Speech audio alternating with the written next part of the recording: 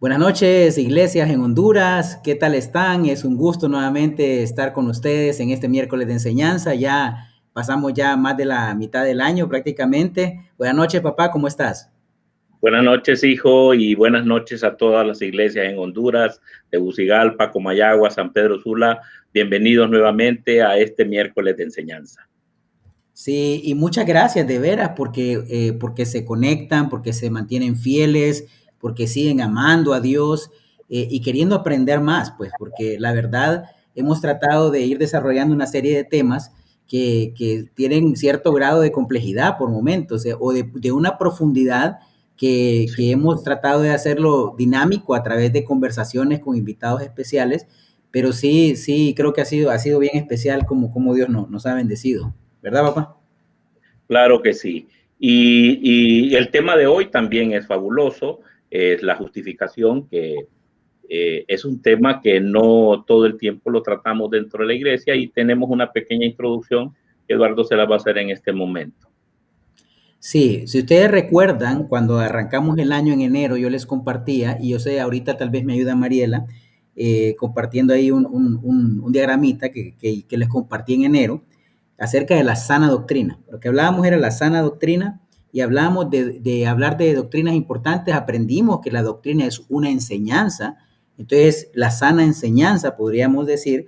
Y si ustedes miran ahí la imagen, por ejemplo, desarrollamos ya la revelación, la inspiración, la inerrancia, la iluminación, la cristología. Todos esos temas los desarrollamos ya, la parte derecha de la imagen, y hoy empezamos el otro lado, con la justificación. Otra imagen también que les voy a mostrar es también que les mostré esa misma vez que estuvimos. María nos va a ayudar ahí también. Hablamos de algunas enseñanzas y de la vida del cristiano. Hablábamos un poco desde la caída en Génesis 3, cómo el pecado nos separa de Dios y cómo Cristo fue el instrumento del perdón y nos justificó. Después viene el proceso de la santificación y la preservación de los santos, que son los tres temas que vamos a tratar en adelante. Y después la resurrección, bueno, y la vida que vamos a tener con Dios, la vida eterna. Entonces, estos temas los vamos a desarrollar y arrancamos hoy con un invitado increíble, que es alguien sumamente querido para la iglesia en Honduras, en especial para San Pedro Sula, porque es parte de nuestra historia. Ajá, papá. Sí, claro, es una persona muy especial, lo tenemos mucho cariño, ha estado varias oportunidades con nosotros. Alex Miranda, bienvenido Alex, uno de nuestros padres en la fe, porque él fue miembro del grupo misionero que vino a Honduras a fundar esta iglesia ya hace más de 25 años. Así que bienvenido Alejandro, es especial, él dirige la iglesia allá en Querétaro.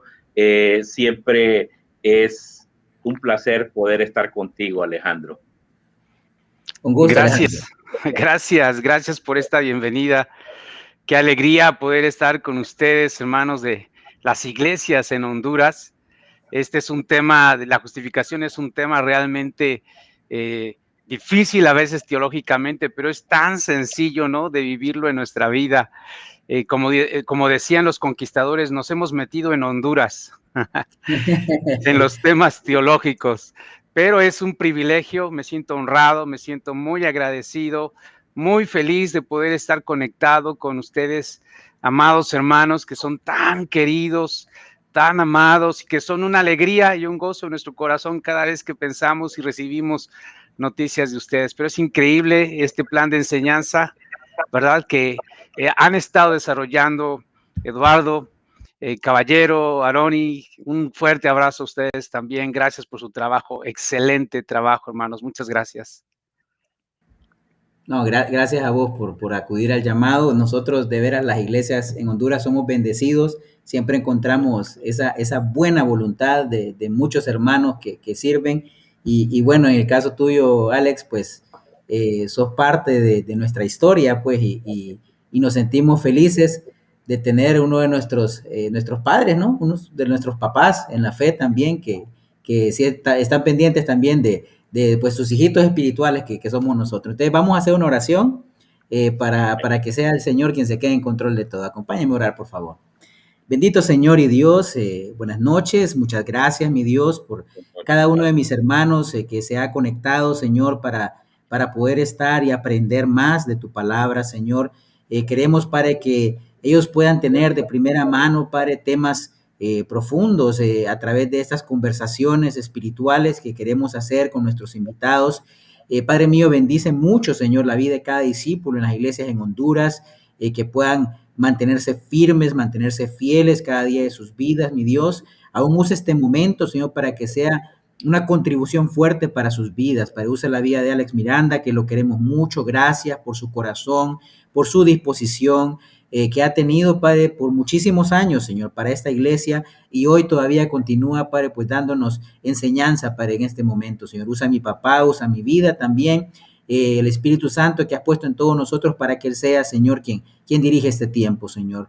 Gracias por la vida de Mariela, que nos ayuda, Señor, también en toda la producción de este video, Señor Dios, que estamos transmitiendo para que sea algo agradable también, Señor, a la vista, un buen producto también para las personas que no son cristianas y puedan también entender que desarrollamos temas con un nivel de seriedad y profesionalidad grande, mi Señor. Glorifícate en nuestras vidas, Señor Dios, y permítenos también pasar un rato súper ameno, Señor, con nuestro querido amigo Alejandro Miranda, Señor. En el nombre de Jesús te oramos todo esto, Padre. Amén. Amén. Muchísimas gracias, Eduardo. Y pues sí, bienvenido, Alejandro, es un placer. Como decía Eduardo, nos hemos traído invitados de lujo siempre.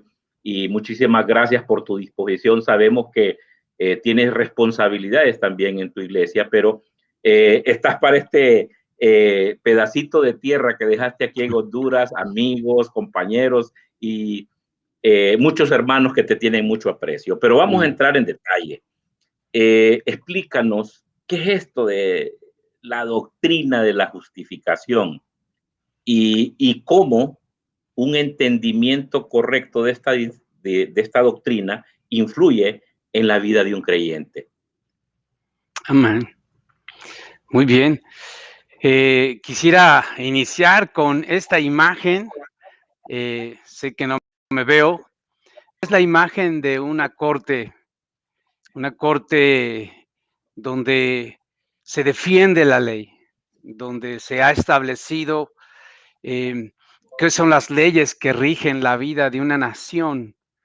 cuáles son las leyes que rigen las relaciones, la sociedad, las organizaciones, todo, inclusive cómo se maneja nuestro gobierno.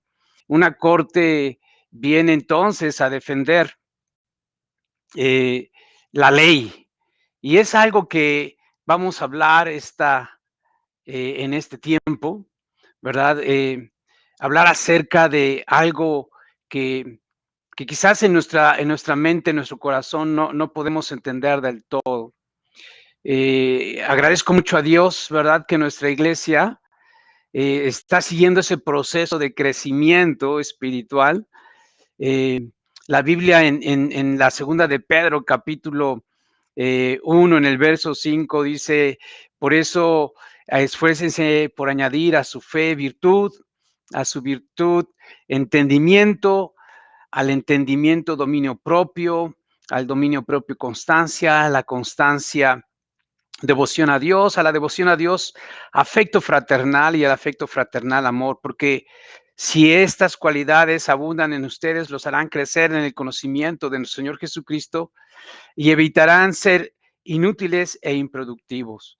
Esta es una escritura increíble porque habla del proceso de crecimiento en nuestra vida cristiana, y todos iniciamos con muchas ganas, con un gran corazón, pero la Biblia nos llama a adquirir conocimiento, a entender quién y cómo es Dios y cuáles son sus propósitos. No nos sirve solamente el ánimo, ¿verdad? Dios quiere nuestra razón, porque nuestro pensamiento, nuestra manera en que pensamos, nos ayuda a vivir. Si nosotros cambiamos nuestra manera de pensar, cambiamos nuestra manera de vivir. Por eso es importante lo que vamos a hablar el día de hoy. Hablar de la justificación, sí es hablar de un término legal, pero es un término que a nosotros nos va a ayudar a entender, ¿verdad? Por un momento, lo que Dios quiere para nuestra vida. ¿Qué es justificación? Este es un término legal. Algunos teólogos también utilizan esta palabra para identificar la justificación, algo forense, algo legal. Entonces, como término jurídico significa absorber o declarar justo y proporcionar una sentencia favorable en un juicio hacia una persona, hacia un imputado. Su extensión como término también teológico es el acto de Dios de quitar la culpa y la pena del pecado, al mismo tiempo que hace justo a un pecador por medio del sacrificio expiatorio de Cristo. Esto es lo que justificación en términos teológicos prácticos podríamos entender, pero ¿qué tiene que ver con nosotros esto? Pensemos en nuestra realidad, pensemos en nuestra relación con Dios, la relación del hombre con Dios. La Biblia menciona en el libro de Romanos esta escritura, en el verso 19 al 25 dice, obviamente, la ley se aplica a quienes fue entregada, porque su propósito es evitar que la gente tenga excusas y demostrar que todo el mundo es culpable delante de Dios. Pues nadie llegará jamás a ser justo ante Dios por hacer lo que la ley manda. La ley sencillamente nos muestra lo pecadores que somos. Pero ahora, tal como se prometió tiempo atrás en los escritos de Moisés y de los profetas, Dios nos ha mostrado cómo podemos ser justos ante Él sin cumplir con las exigencias de la ley. Dios nos hace justos a sus ojos cuando ponemos nuestra fe en Jesucristo.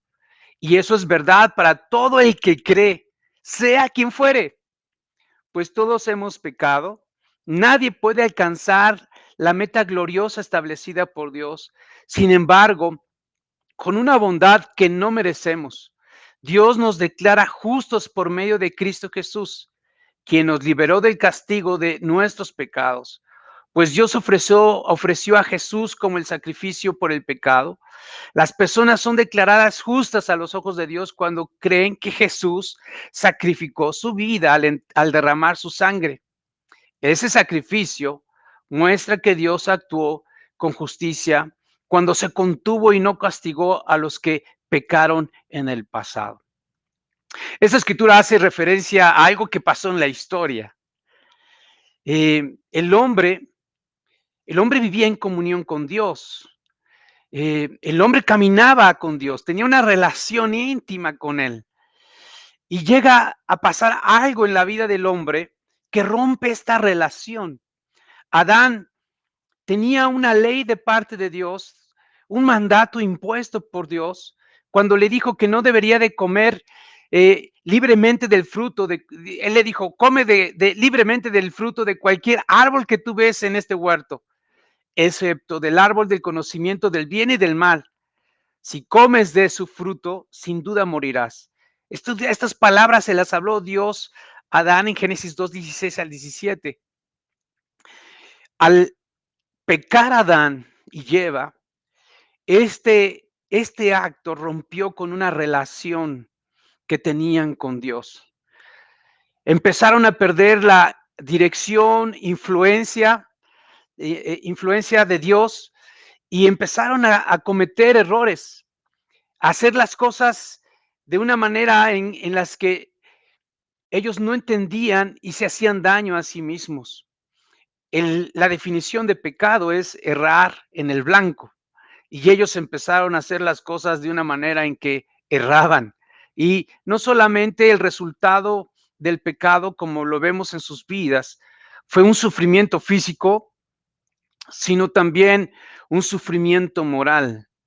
No solamente ahora estaban distantes de Dios, sino ahora el resultado del pecado les hacía sentir vergüenza, culpa, remordimiento, tristeza y quizás frustración, ¿no? Quizás debieron de haber pensado, pero ¿cómo tomamos esa decisión?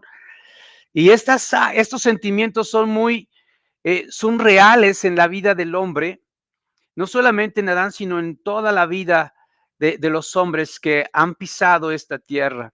Esa es la realidad del hombre que vive en pecado, quebrantando primero la ley de Dios que fue dada a Adán, pero también mucho de lo que ahora nosotros conocemos, que es lo que Dios nos llama a vivir.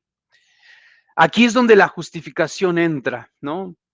Nosotros tenemos una tendencia a sentirnos culpables y a sentir realmente el peso de de nuestros actos, de nuestros errores. Y a veces lloramos, a veces nos frustramos, a veces nos lamentamos porque el pecado realmente tiene un peso muy fuerte en nuestra vida. Pero la justificación, como dice esta escritura, es un acto libre de la gracia de Dios, por el cual Él perdona todos nuestros pecados y nos acepta como justos delante de Él. Mas esto solamente es en virtud, ¿no? A lo que entendimos aquí, a la justicia de Cristo. Esta justicia nos es otorgada a través de su sacrificio. Aquí podemos darnos cuenta que es Dios quien cambia la realidad de quien ha puesto su fe en el sacrificio de Cristo, que cumplió la justicia de Dios.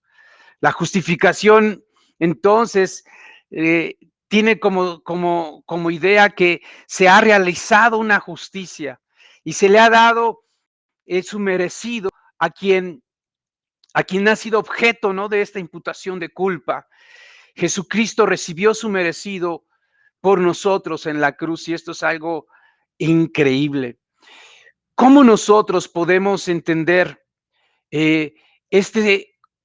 esta justificación como algo personal, como algo que nos haga entender cómo Dios nos ve?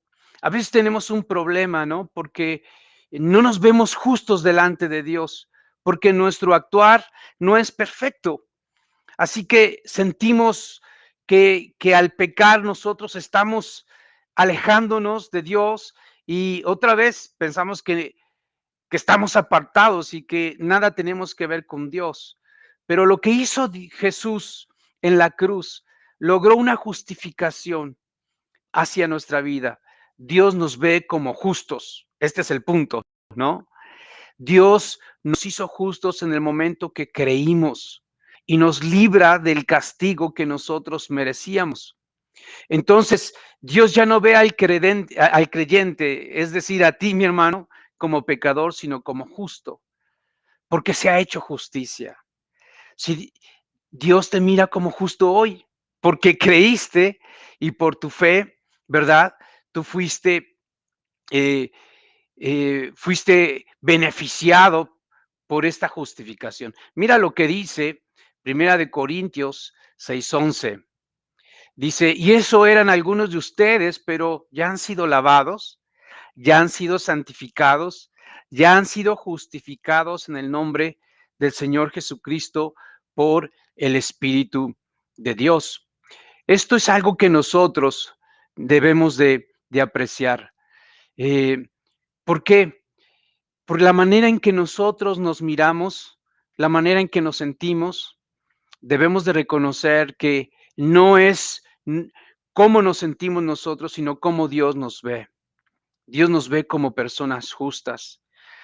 Cómo el mirarnos a nosotros como una visión limitada de la justificación puede afectar el crecimiento espiritual del creyente. Es decir, cuando nosotros no miramos y no entendemos la justificación, caminamos culpables, caminamos con desánimo. Hay momentos en los que quizás has querido decir, ¿para qué sirvo yo como cristiano? Si mira en mi vida cuántos tropiezos he tenido. Y a veces viene frustración y decimos, es que no puedo, y pasan los años o pasan los meses, pasan los días, y hemos querido cambiar algo en nosotros y seguimos cayendo, seguimos peleando con nuestro carácter y nos desanimamos.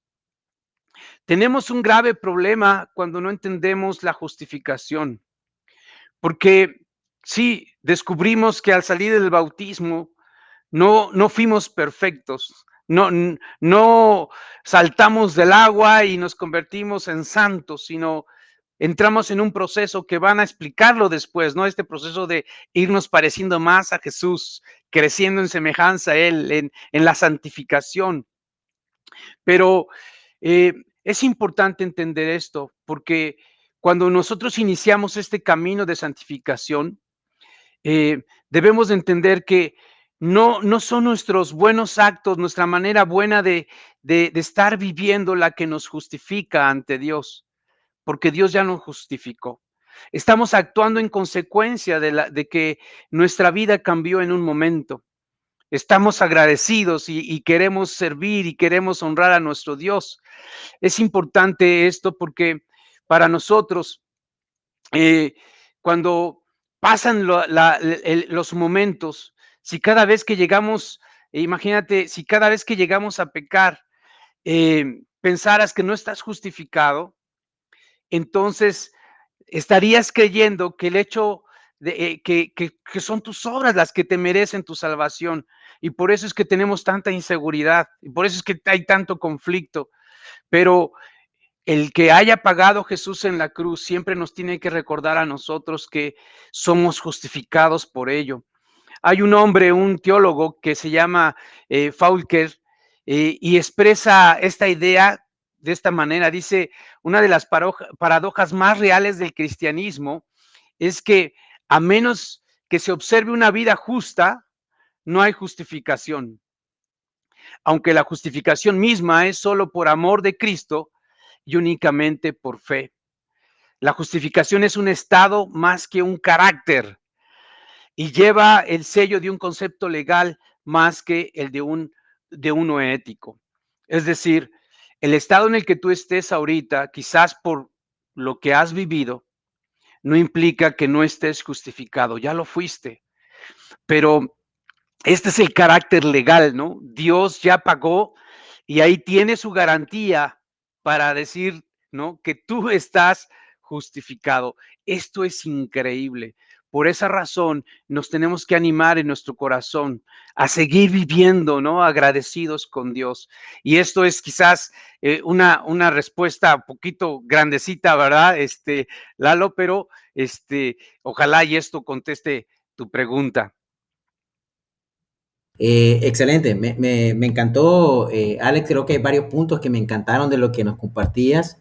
Es interesante eso, a veces no nos detenemos mucho a hablar de lo que ocurre legalmente, o sea, hay una justicia, pues, que como nos compartías, que es imputada a nosotros como creyentes, y Dios ahora nos ve justos, o sea, realmente no por lo que hacemos nosotros, sino Él nos ve justo. Es como cuando te ven, como, yo te voy a decir un ejemplo a veces, como me puede ver mi abuelita a veces. Mi abuelita me mira y me miran súper justo, o sea, porque los ojos de ella tienen mucho amor y seguramente tal vez también sigue esta transmisión este día. Eh, pero Dios nos ve justos a través del sacrificio de Cristo. Me gustó lo que compartías, cómo a veces una limitada visión de la justificación nos puede vivir frustrados, o realmente tal vez puede ser que algunos hermanos discípulos en la iglesia no hayan desarrollado todo su potencial como cristianos por no entender claramente este concepto y la magnitud de lo que significa haber sido justificados por Cristo. Hay una pregunta, fíjate, que me gustaría hacerte, porque creo que a veces el sentido común hace que nos hagamos esta pregunta. Bueno, ¿por qué fue necesario el sacrificio de Cristo para que fuésemos justificados? O sea, si Dios es todo soberano y poderoso, Él podría simplemente haber dicho, hey, he decidido perdonar los pecados de la humanidad, pero ¿por qué tuvo que haber este sacrificio? ¿Cuál es lo relevante de que hubiese este sacrificio para que fuera efectivo esa justificación? Ujú. Sí, sí es importante, ¿verdad? Para nosotros pensar lo que significa esto que hace Dios. Es muy fácil, ¿no? Como querer, por un lado, ponerle la cosa fácil a Dios, pero hay que explicar esto, porque primero, algo que nosotros entendemos, ¿verdad? Es que eh, eh, hay una escritura que quiero compartir, es Romanos 5 del 12 al 19, y es importante leerla porque nos va a dar un contexto del por qué Dios actúa y provoca, ¿no? Esta justificación. Recuerda que Dios es un juez, Él es el rector de todo el universo. Eh, Hay orden en nuestro mundo, hay una evidencia de causa, efecto y aún moralmente. Y desde que inició la humanidad, como lo leímos, existe esta relación, ¿verdad? De cuando hacemos algo, asumimos una respuesta, a veces como beneficio, a veces como perjuicio, ¿no? A veces como una bendición y a veces como una maldición. Mira lo que dice esta escritura en Romanos 5, 12 al 19. Cuando Adán pecó, el pecado entró en el mundo. El pecado de Adán introdujo la muerte, de modo que la muerte se extendió a todos. Porque todos pecaron, es cierto, la gente ya pecaba aún antes de que se entregara la ley, pero no se le tomaba en cuenta como pecado porque todavía no existía ninguna ley para violar. Sin embargo, desde los tiempos de Adán hasta los tiempos de Moisés, todos murieron. Incluso los que no desobedecieron un mandamiento explícito de Dios como sí lo hizo Adán. Ahora bien, Adán es un símbolo, una representación de Cristo, quien aún tenía que venir. Pero hay una gran diferencia entre el pecado de Adán y el regalo del favor inmerecido de Dios. Pues el pecado de un solo hombre, Adán, trajo muerte a muchos, pero aún más grande es la gracia maravillosa de Dios y el regalo de su perdón para que muchos, por medio de otro hombre, Jesucristo, y el resultado del regalo del favor inmerecido de Dios es muy diferente de las consecuencias del pecado de ese primer hombre, pues por el pecado, pues el pecado de Adán llevó a la condenación, pero el regalo de Dios nos lleva a ser declarados justos a los ojos de Dios, a pesar de que somos culpables de muchos pecados. Pues el pecado de un solo hombre, Adán, hizo que muerte reinara sobre muchos, pero aún más grande es la gracia maravillosa de Dios y el regalo de su justicia, porque todos los que lo reciben vivirán en victoria sobre el pecado y la muerte por medio de un solo hombre, Jesucristo. Así es, un solo pecado de Adán trae condenación para todos, pero un solo acto de justicia de Cristo trae una relación correcta con Dios y vida nueva para todos. Por un solo que desobedeció a Dios, muchos pasaron a ser pecadores, pero por un solo que obedeció a Dios, muchos serán declarados justos. Esta historia nos habla acerca de que por un hombre entró la muerte, pero por la obediencia de uno solo también vino la justicia. Así que, puesto que la justificación es una idea legal, esta se relaciona con naturaleza de quién es Dios. Dios es un Dios rector, Dios es un Dios, es un juez, es alguien que controla el universo. Este tema de Dios siendo juez lo resalta Abraham cuando lo reconoce como juez de toda la tierra y que tenía, ¿no? Y que tenía y hacía lo que era justo. En Génesis 18:25, Abraham reconoce a Dios así como un juez. En el canto que Moisés entona, él habla acerca de la justicia y la rectitud de Dios. Son reconocidos por él ahí en Deuteronomio 32:4. También Pablo llama a Dios el juez justo en 2 de Timoteo 4:8. También el escritor de Hebreos llama a Dios el juez de todos. Santiago les recuerda a sus lectores que Dios es juez y que estaba delante, ¿no?, de la puerta en Santiago 5:9. Entonces, pongámoslo así. Me preguntas, ¿por qué Dios no declaró así, sin más ni más, a todos, ¿no? Sin que Jesús muriera, ¿por qué no los declaró justos? Bueno, porque en un juez como Dios no hay injusticia y es completamente justo en todas sus decisiones. Entonces, ¿cómo puede declarar Dios justo a un pecador? Y todos somos pecadores. Dios solamente tiene tres opciones cuando los pecadores comparecen ante su tribunal. Tiene la opción de condenarlos, podría comprometer su propia justicia, es decir, como algunos jueces en nuestro país, en algunos otros países les dan dinero y los corrompen, ¿no? Y compromete su propia justicia. Pero Dios no es así, ¿no? Entonces, la otra cosa es que Dios los declare o los transforme en personas justas. Esto es importante entender porque esto es donde Dios, nuestro Padre, nos hace a nosotros justos, ¿no?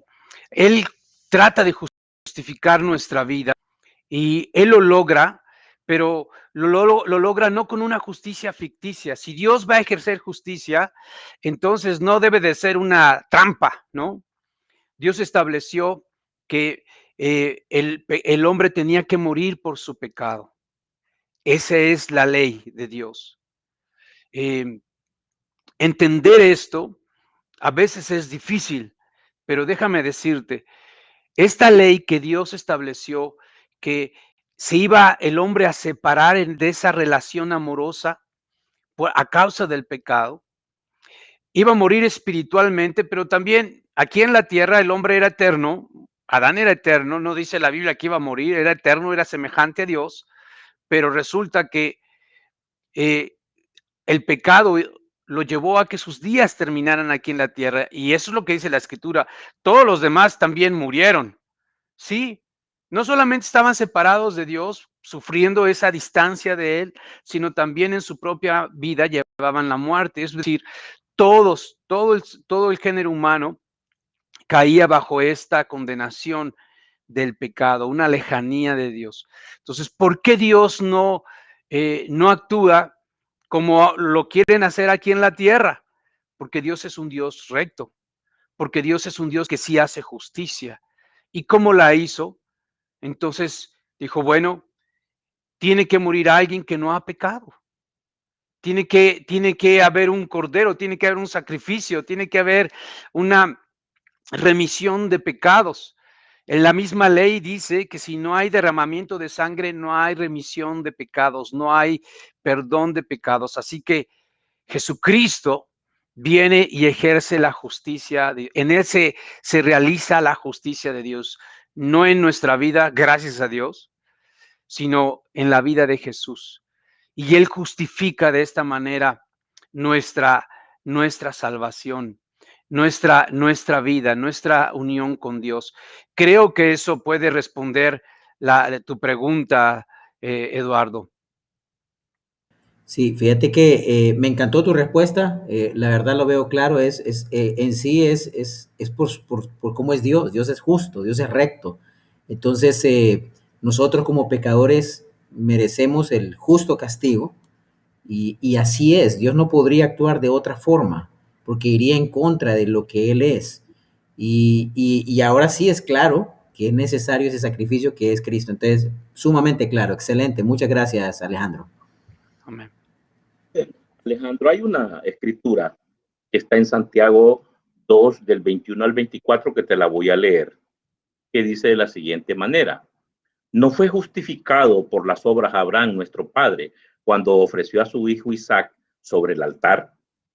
Ya ves que la fe actúa justamente con sus obras, y como resultado de las obras, la fe fue perfeccionada y se cumplió la escritura que dice: y Abraham creyó a Dios y le fue contado por su justicia, y fue llamado amigo de Dios.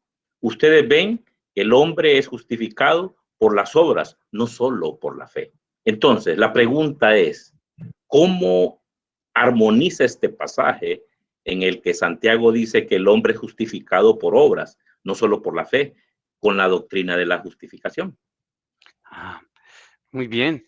Es una increíble pregunta, porque de hecho esa fue la cuestión que dividió a muchos creyentes hace siglos, ¿verdad? Pero que Santiago, que es el hermano del Señor, defiende con tanta vehemencia, porque toda su carta está enfocada en esto, ¿no?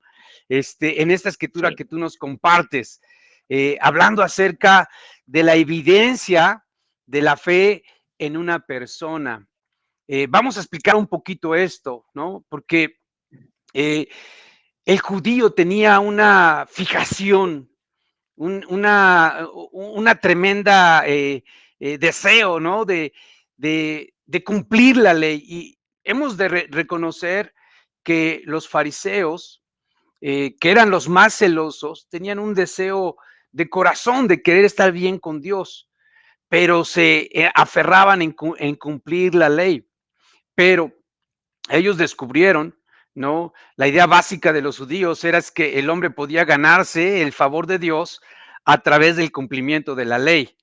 Pero la idea básica del cristianismo es que lo único que puede hacer el hombre es creer en Dios, que tiene palabra, y jugárselo todo a que Dios cumplirá sus promesas.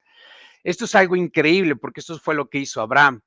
El razonamiento de Pablo, no realmente incontestable, es que Abraham había entrado en relación con Dios no por cumplir toda clase de preceptos legales, sino por dar crédito a la promesa de Dios y obrar en consecuencia. Pablo también lo habla también en el libro de Romanos, y defiende esta posición, ¿no? de lo que hizo Abraham.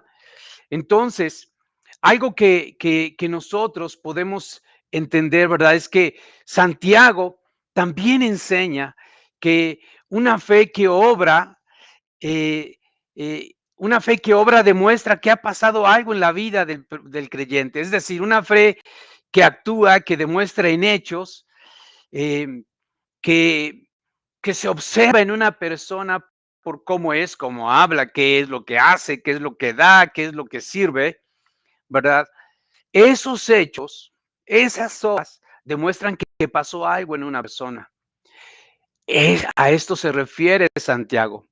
No se trata de las obras de la ley, que porque tienes que observarlas para ser justificado, sino más bien lo que habla, ¿verdad? Es que las obras son obras, entonces, de nuestra fe, producto de nuestra fe, de que algo sucedió en nosotros. Fíjense que este enfoque de Santiago no es realmente contradictorio, más bien es compatible con lo que en el Nuevo Testamento se enseña. Las enseñanzas en el Nuevo Testamento, por ejemplo, Juan el Bautista en Mateo 3:8 decía, muestren obras correctas de arrepentimiento. Y le decía a las personas que se iban a bautizar, a los fariseos que llegaban ahí como decimos acá en México, muy sacalepunta, ¿no? Como que me lo merezco. Pero lo que Juan el Bautista observaba es que ellos no tenían obras de arrepentimiento. Eran personas que observaban un exterior, pero no demostraban obras que habrán cambiado, ¿no? Que habían cambiado su interior. También Jesús, ¿no? En Lucas, perdón, en Mateo 5:16, ¿te acuerdas? Esta escritura increíble, así brille vuestra luz delante de los hombres para que reconozcan las buenas obras y glorifiquen a vuestro Padre que está en los cielos.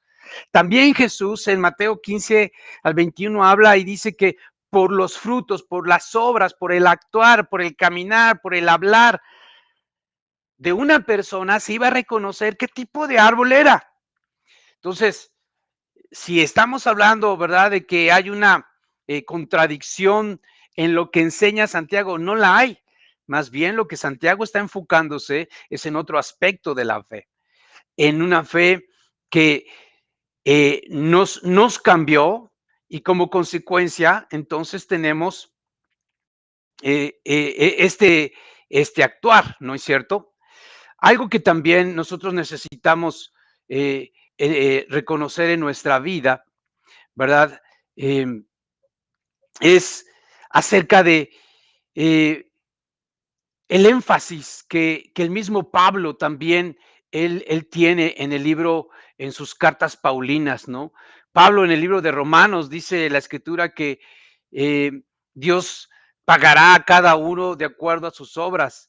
Romanos 13:12, segunda de Corintios 5:10, Colosenses 3:9, habla acerca de que vamos a estar delante del juez y que vamos a ser juzgados por nuestras obras. Entonces, nuestra fe no está peleado con lo que se espera de otros, ¿no? La justificación, como hablábamos, ¿verdad? Es un acto en el que cuando tú creíste, Dios te declaró justo. Cuando tú creíste en el sacrificio y cuando tú aceptaste ese sacrificio de Jesús como este acto redentor, ¿no? Este acto que limpia tus pecados, que los perdona. Entonces, en ese momento Dios te hace justo. Pablo, aparte de todos los demás maestros, habría también incluido sin duda, esta idea teológica, ¿no? De poder comportarnos, de poder tener frutos así en nuestra vida. Así que una cosa que tenemos que pensar también es que el hecho de que el cristianismo de que el cristianismo se ha de demostrar con hechos, es una parte esencial de la vida cristiana según todo el Nuevo Testamento. Entonces, por ahí entendemos que Santiago no está tan perdido, Santiago no está hablando algo contradictorio y utiliza esta figura de Abraham. Y sigues leyendo Santiago y también vas a ver a otros personajes que en consecuencia de su fe obraron cosas correctas, tuvieron buenas obras, ¿no? Pero no precisamente es por lo que ellos fueron justificados. La diferencia entre Santiago y Pablo, vamos a decirlo así, depende de su punto de partida. Pablo comienza a hablar de la justificación en el inicio, ¿no? En el perdón básico que necesitaba nuestra vida cuando creímos. Santiago empieza a hablar de esto porque para aquel que ya es cristiano, que ya tiene un camino recorrido, e insiste en que debe demostrar lo que es en sus obras. No somos salvos por hacer las obras, somos salvos para hacer las obras. Estas son las verdades gemelas de la vida cristiana. Pablo insiste en la primera, Santiago insiste en la segunda, pero ambas, ¿verdad? pertenecen a nuestra fe. Nosotros no podríamos hablar de que somos justificados y no tener obras en nuestra vida. Eso es lo que habla Santiago, ¿no? Si algo pasó en tu vida, algo increíble, oye, ¿por qué no te ves enamorado, no? Imagínate que tú vienes y le cuentas a tu mejor amigo, estoy enamorado de una mujer. Y de pronto, ¿verdad? La miras, la tratas y él se da cuenta de que, ¿cuál amor? Hay un desprecio, hay una frialdad, cuando uno está enamorado, déjame decirte, hace todo. Yo estuve enamorado de mi esposa cuando éramos novios, ¿no? Y aún en Honduras no podía quitármela del corazón, estaba enamorado. Si algo yo recordaba de ella era siempre alegrar mi corazón y también sufrirlo porque estábamos lejos y además cosas estaban pasando, ¿no? Pero déjame decirte, es evidente cuando uno está enamorado, es evidente cuando uno entiende la justificación. En su vida hay actos que demuestran el amor a nuestro Dios. ¿Cómo ves? Yo creo que esto también, ojalá y conteste la pregunta que me haces, porque en realidad sí, nosotros tenemos un gran problema, ¿no? Cuando de actuar se trata. Santiago escribe esta carta para ayudar a las personas a que vivan una fe, a que muestren una fe, a que seamos esa luz. Y él entendía, así vivió Jesús, así debemos de vivir también nosotros. ¿Cómo ves, Eduardo? Creo que me queda bien claro la respuesta a esta contradicción que podríamos decir nosotros, pero realmente no es ninguna contradicción. Muchas gracias, Alejandro. Adelante, Eduardo. Sí, sí, bastante claro, la verdad. Es evidente que justificados producimos obras. Es un resultado natural prácticamente de alguien que ha sido justificado. Y por último, ya, Alex, ya estamos casi sobre tiempo. Este tema de la justificación fue de hecho el tema toral en el tiempo de la Reforma Protestante en el siglo XVI y fue el que da lugar realmente a la Reforma Protestante. Es la diferencia que existe o que existió en ese momento entre la comprensión de la doctrina de justificación que tenía la Iglesia Católica en esa época y los reformadores. Entonces, ¿podrías hablarnos un poquito de cuáles eran esas diferencias que tenían, que dio lugar a esta reforma protestante, de la cual somos fruto todos nosotros, ¿no? Sí, sí, sí. Mira, es bien interesante porque hubo un despertar y producto del Espíritu de Dios, sin duda alguna, porque cada vez que vas a las Escrituras, el Espíritu de Dios trabaja. Y es así para todos nosotros. Hay un despertar cada vez que vamos a la Escritura con el deseo de vivirla, con el deseo de que Dios nos hable. Y esto fue lo que le pasó a Lutero. Había cosas que no le sonaban, ¿no? La posición de la Iglesia Católica respecto a la justificación crea un gran conflicto, ¿no? Porque, mira, la Iglesia Católica mencionaba que nosotros somos justificados por la gracia de Dios, pero fíjate lo que dice, más algo de mérito que logramos a medida que nos hacemos aptos para recibir la gracia de la justificación. Y a medida que crecemos en este estado de gracia mediante nuestras buenas obras. Esto le permitió a la Iglesia Católica tener un abuso muy grande de la fe. Muy grande, lo que llamó la atención de Lutero, ahí en el 1500 fue el hecho, ¿verdad?, de la venta de las indulgencias. No solamente era actuar y hacer cosas y ganarte, ¿no?, más la justificación, estar bien con Dios, el ganarte el favor de Dios haciendo buenas obras, sino además de eso, el abuso ya trascendió, creció a la venta de indulgencias. Tú podías comprar el perdón de tus pecados, podrías comprar la entrada al cielo de tu familia, podrías sacar a las personas del purgatorio, según las ideas católicas, ¿no es cierto? Y todo este pensamiento parecía estar completamente pues inventado, porque las escrituras nunca hablaban esto.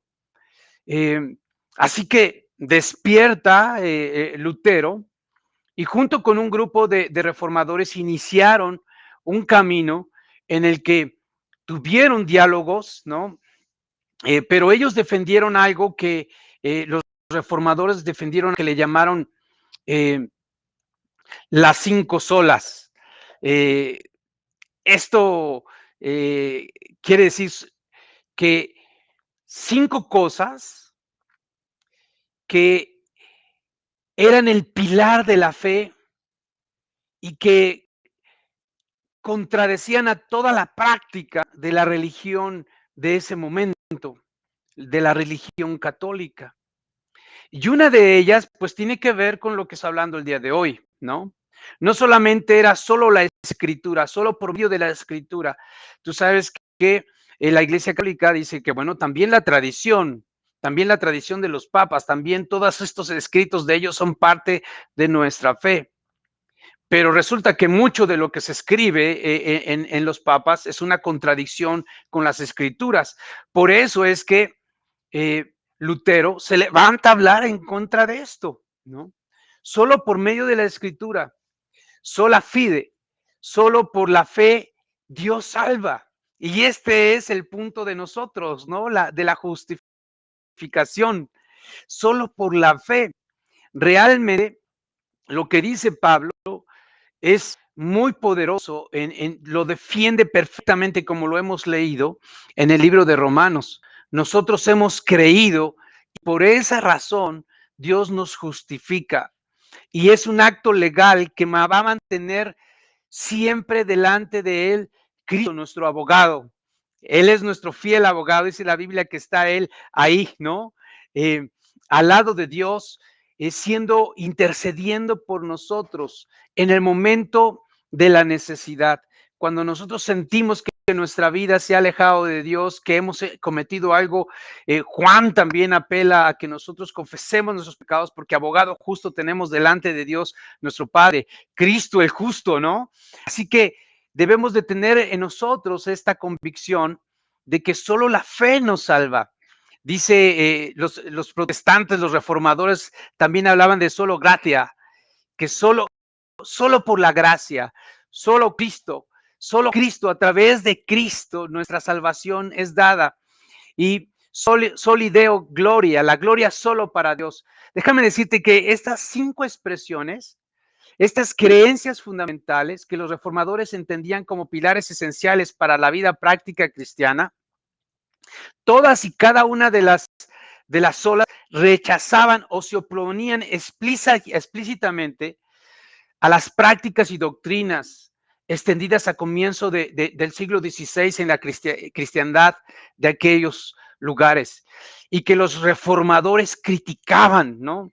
Atribuyéndolas a una usurpación de competencias, de atributos, a cualidades por aquella jerarquía eclesiástica de la Iglesia Católica y especialmente por su cabeza, el Papa, y que en realidad correspondían solo a Dios o bien a muchos de los cristianos.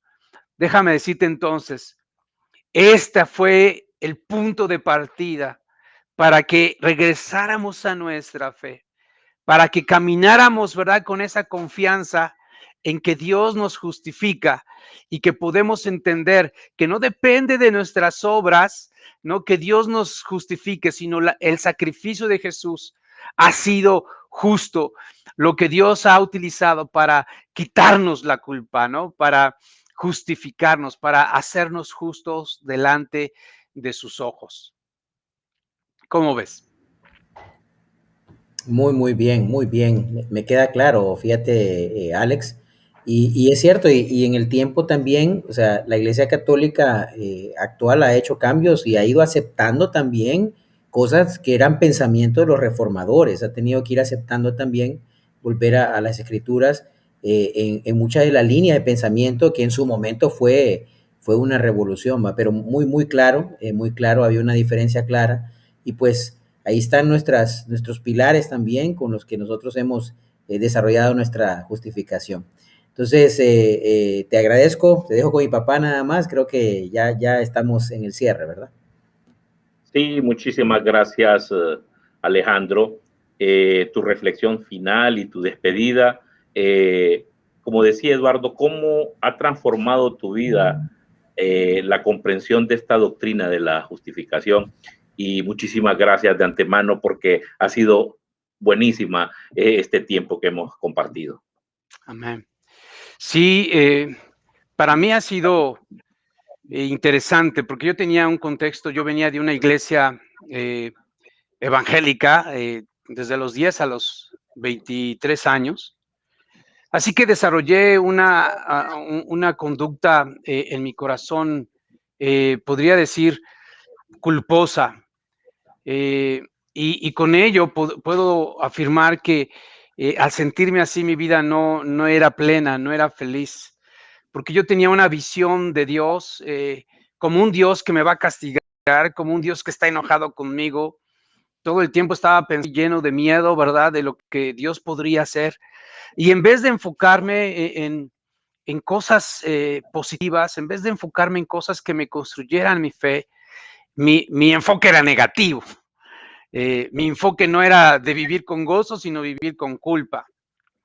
Al llegar a la iglesia y al entender el perdón de Dios, fue una liberación completa, porque en realidad mi vida tenía ahora más tiempo para pensar en las cosas que yo podría hacer para Dios. Esto es algo que el Espíritu trabaja en nosotros, ¿no? De una manera profunda. Yo no puedo considerar que fue mi idea ser misionero. Creo que fue algo que el Espíritu nos hizo nacer en mí. En realidad yo tenía una idea muy materialista de mi vida aquí en la tierra.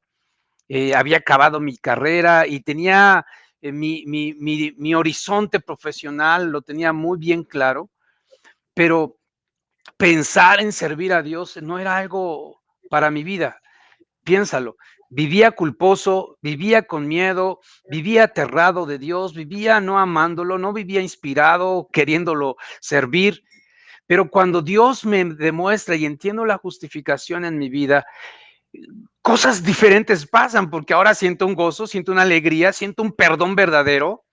Ya no estoy dudando de Dios, ¿verdad? Ya no estoy pensando que si fallé, Dios me retira la salvación, porque era lo que pensaba, Dios me retiraba la justificación. Eso es lo que la gente a veces experimenta, el creyente, cuando no entiende bien la justificación en su vida. Así que piensa que Dios lo va a castigar y no es así. Algo que aprendí entonces fue a caminar en una relación increíble con Dios. Esta escritura que leímos en Romanos 5 dice que la justificación nos ayuda a tener una correcta relación con Dios y eso es algo que debemos de apreciar. Y en esa relación con Dios he aprendido a ser sincero con Él, a confesarme con Él, a confesar mis pecados, a admitirlos.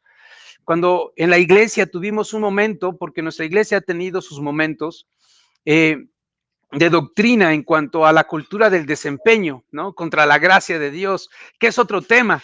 Pero sí, déjame decirte que esto influyó en mi manera de ser, porque ya no dependía, ¿no? De si yo lo hacía o no lo hacía bien, sino más bien de llegar y esforzarme y dar mi mejor y no pensar que por mi desempeño Dios me amaba o me justificaba más. Eso es importante para mí. Así que mi manera de vivir en el reino cambió. Y también quiero decirles, yo creo que como padre me ha ayudado a imitar a Dios. Y creo que esto es algo precioso para todos como creyentes. La lealtad de Dios hacia nosotros es muy grande. Dios es leal. La justificación habla de un carácter de Dios. Dios es fiel, Dios es leal. Dios no va a cambiar su misericordia hacia nuestra vida. Eso es lo que el Antiguo Testamento habla en cuanto a la justificación, ¿no es cierto? Pero yo entendí esto hacia mi relación con mis hijos. Cómo ministrarles gracia. Cómo no tener enojo en mi corazón. Cómo en los momentos que ellos habían fallado, que han fallado, enfocarlos, ¿no? En que yo los amo, en que eso es algo que no lo cambia. Acaba de confesar uno de mis hijos a mi esposa un sentimiento como este, ¿no? Dice, yo sé que ustedes me aman a pesar de cómo soy. Y esto es algo increíble porque si lo hemos logrado, Dios entonces ha trabajado, Dios nos ha bendecido, ¿verdad? Con esta convicción. Y esto mantiene vínculos muy profundos entre nosotros como padres con nuestros hijos. Por eso, hermanos, yo creo que la justificación ha traído a mi vida una alegría para vivir, una salud en mi vida y me ha ayudado también a enfocarme en servir a Dios, en una respuesta, ¿no? Y también en esa coherencia, en entender, bueno, soy cristiano, pues voy a ser una luz, necesito seguir dando mi mejor aún en tiempos que no han sido sencillos y que no han sido fáciles. Hoy, más que nunca, la pandemia nos ha puesto a todos en jaque, pero es el momento de vivir más que nunca la justificación en nuestra vida, con gratitud, con alegría, con ilusión, ¿verdad? Enfocados sin duda en esto, ¿verdad? Que es la bondad y en el amor de nuestro Dios, hermanos. Pero muchas gracias por permitirme compartir con ustedes. Muchas gracias a ti, increíble, muchas gracias. Y buenas noches a todos, ¿verdad? Gracias. Dios te bendiga, buenas noches, hasta luego. Gracias.